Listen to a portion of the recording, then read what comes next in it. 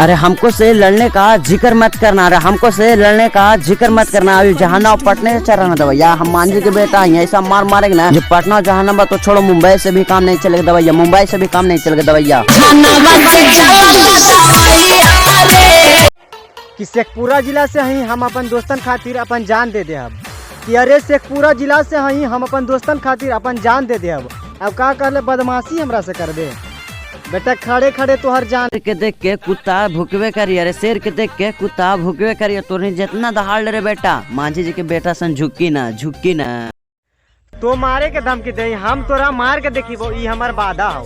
कि अरे तो मारे के ने धमकी दे, हम तोरा मार के देखिबो ई हमर वादा हो। अब बेटा हमर उमरिया भले ही कम है लेकिन पहचान तोर बप्पो से भी ज्यादा हो।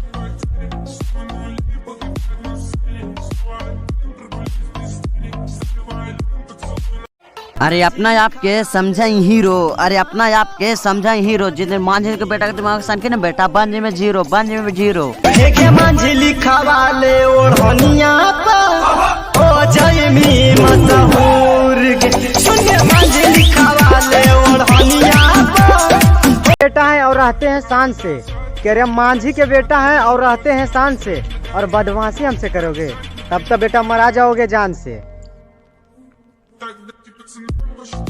अरे कौन कहता है कि फैन नहीं चलता, अरे कौन कहता है कि फैन नहीं चलता, ऐसा कौन किताब है जिसको मांझी जी का इतिहास नहीं चलता, मांझी जी का इतिहास नहीं चलता।